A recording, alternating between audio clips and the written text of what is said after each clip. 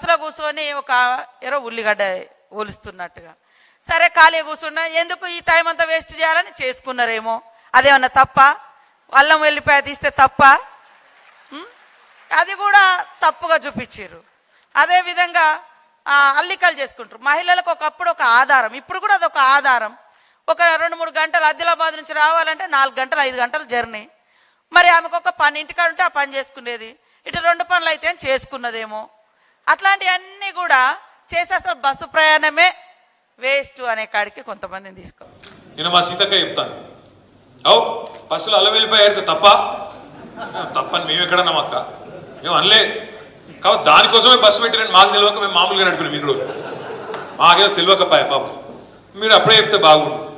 బస్సుల కుట్లు అల్లికెళ్ళితే తప్పని మేమెందుకంటాం అక్క. ఎక్కువ పెట్టు బస్సులు తన్నుకుంటాను, మంచిగా లేదు పెట్టు, మనిషికో బస్సు పెట్టు. మేమెందుకు అంతటం?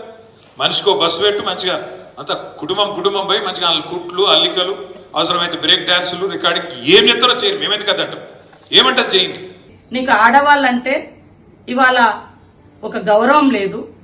మేము ఇచ్చే అటువంటి పథకాల మీద ఒక కక్కుర్తితోటి ఆడవాళ్ళని అత్యంత కించపరిచే విధంగా బ్రేక్ డాన్సర్లుగా కుటుంబాలు వచ్చి బ్రేక్ డాన్సులు చేసుకోండి అంటే మీ బుర్రంతా కూడా గత 10 సంవత్సరాలు మరి హైదరాబాదులలో క్లబ్బులు, పబ్బులు, బ్రేక్ డాన్సులు ఇలాంటి ఎంకరేజ్ చేసిన చరిత్ర మీది.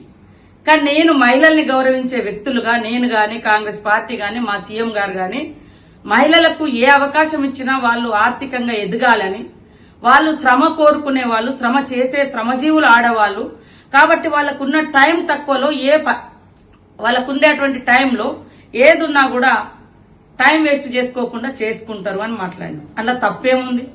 ఇవాళ మీరే అంటుర్రు కొట్టుకుంటారు ఇట్లా అవుతుంది. ఖాళీగా ఉన్నప్పుడు, సీటు ఖాళీగా ఉన్నప్పుడు ఇంటికి పోయే క్రమంలో సరే వాళ్ళ ఇంటికాడ పోయి చేసుకునే పనులు బస్సులో కూర్చొని చేసుకుంటున్నారు, ఇతరికి డిస్టర్బెన్స్ కాకుండా. దాన్ని మాట్లాడితే మీరు బ్రేక్ డాన్సులతోటి ఆడవాళ్ళని పోల్చడం అంటే ఇంతకంటే దుర్మార్గం ఏమైనా ఉందా? ఒక్కసారి మహిళలు ఆలోచించాలి, మహిళా లోకం ఆలోచించాలి. ఏం మాట్లాడుతున్నారు కేటీఆర్ వాళ్ళ పార్టీ?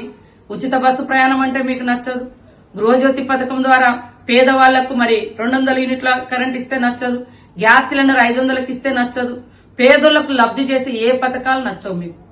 గుట్టలకు పుట్టలకు 100,000 ఎకరాల ఫామ్ హౌజులకు 1,000 కోట్ల రూపాయలు ప్రజాధనాన్ని కట్టబెడితే మాత్రం రైతు బంధు పేరుతోటో ఇంకో పేరుతోటో కట్టబెడితే మీకు నచ్చింది.